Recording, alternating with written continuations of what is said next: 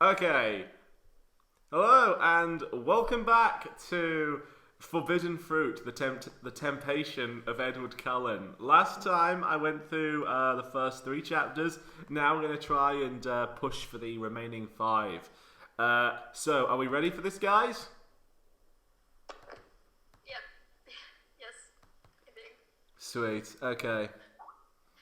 Knux is ready. Sweet. We can't hear Knux because he's muted because he's doing an essay. If I get Knux to somehow write something from this fanfic into his essay, I can honestly say I will have succeeded in my life's goal, which I just made up 2 seconds ago. Oh my god. Now that we got that out of the way, let's get going.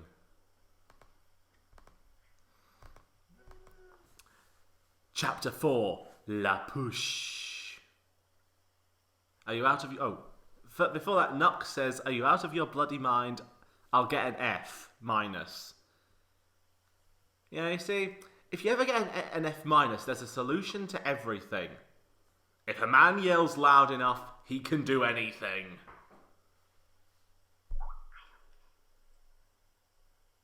You don't have to. You just have to yell loudly.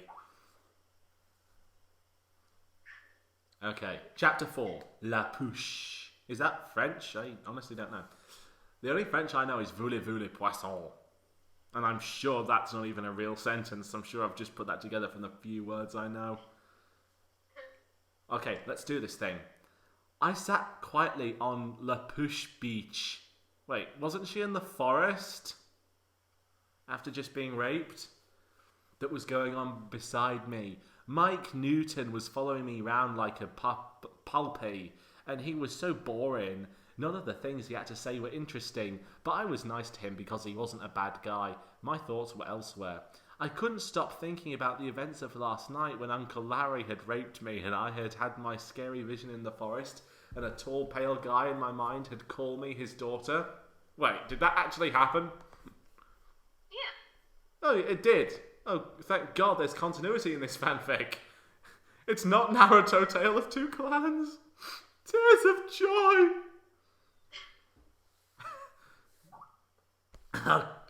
Yeah, I'm quite amazed that there's continuity here. Seriously, credit to Becky Mack. Just continuity. Dude. Okay.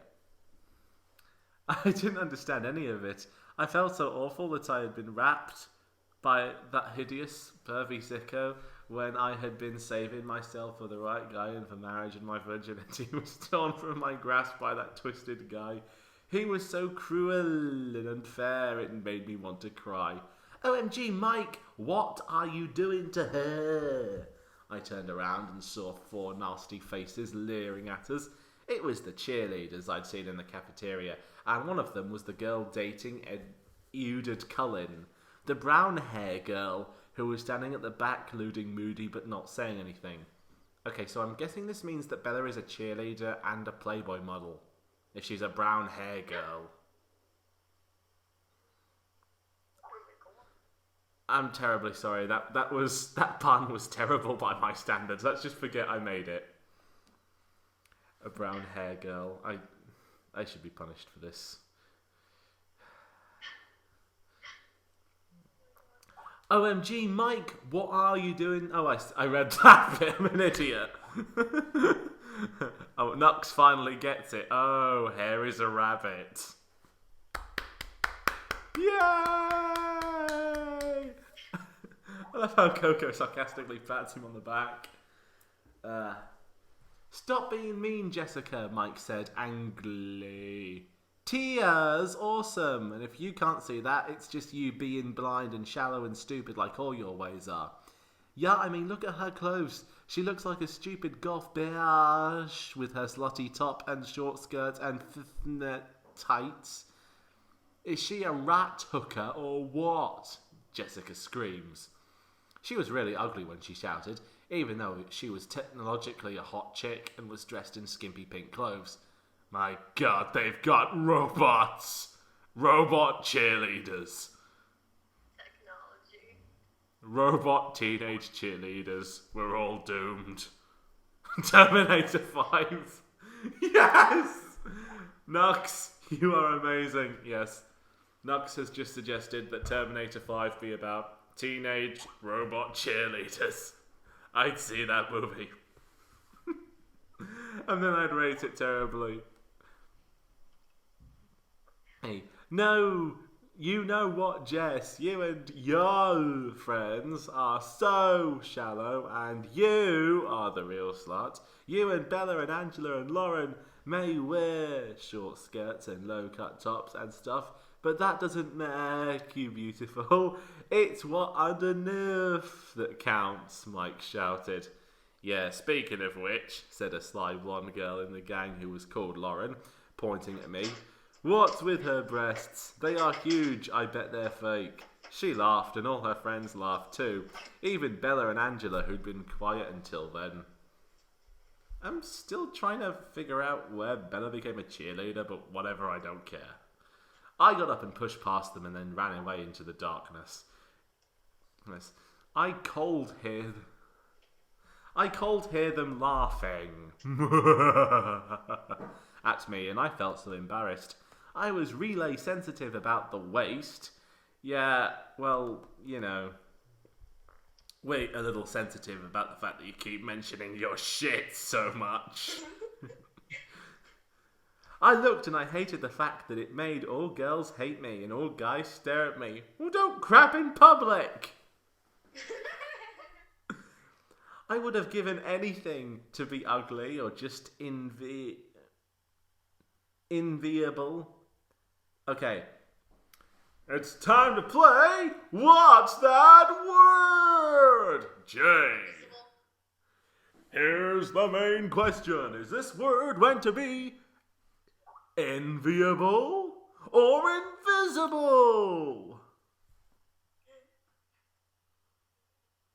You got 5 seconds to answer this one, starting now.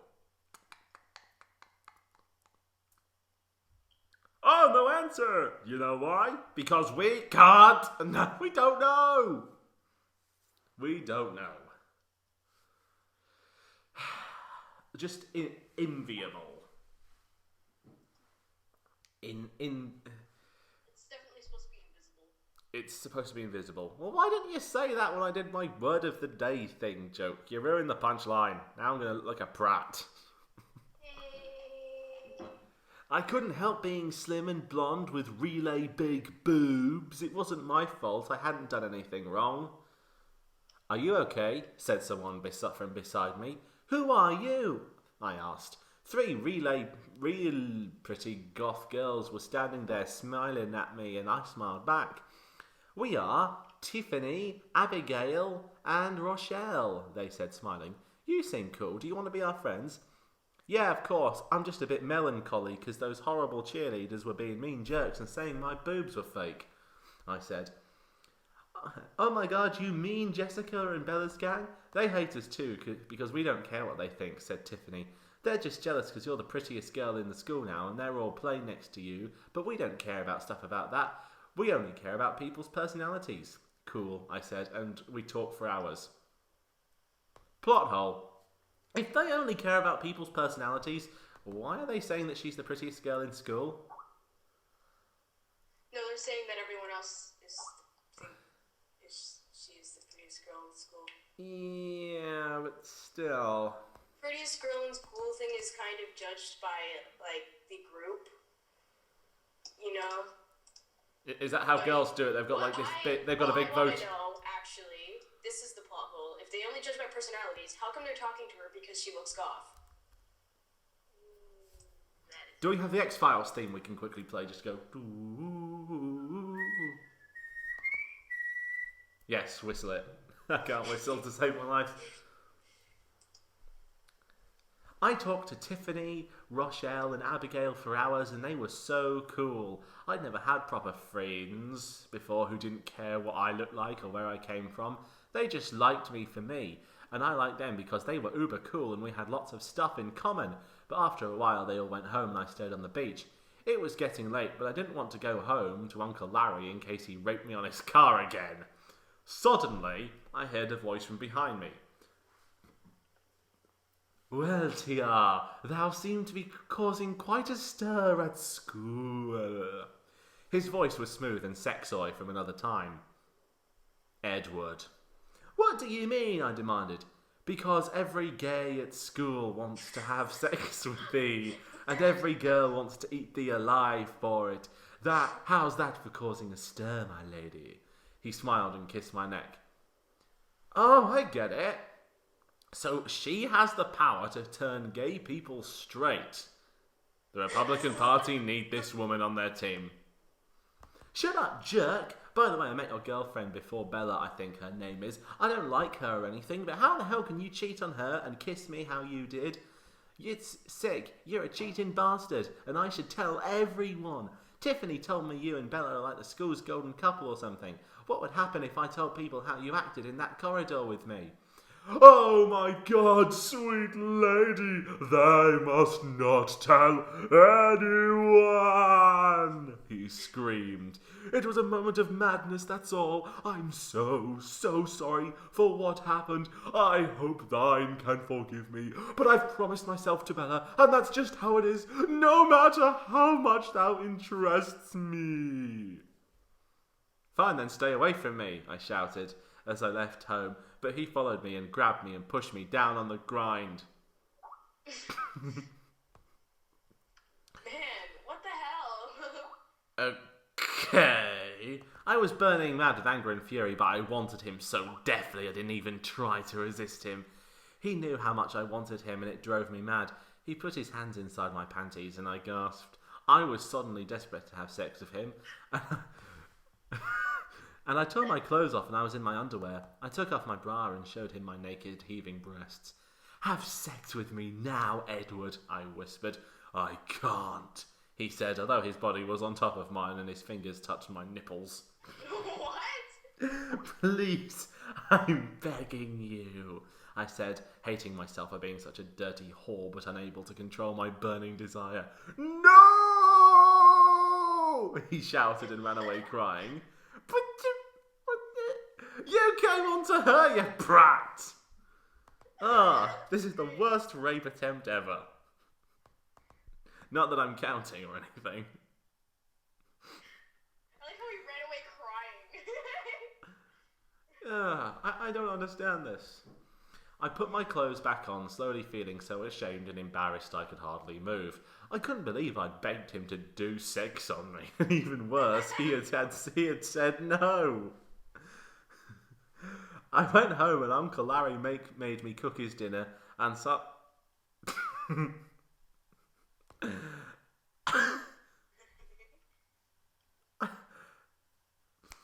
Okay, I need a moment before I read this next sentence.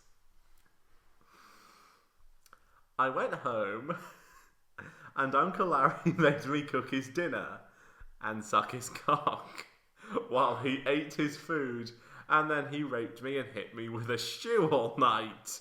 And I didn't even complain because I felt like I deserved it for being such a horrible slut, even though it made me want to die inside.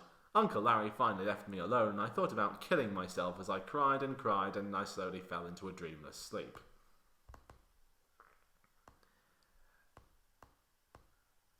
Okay, this Uncle Larry guy is kind of an asshole.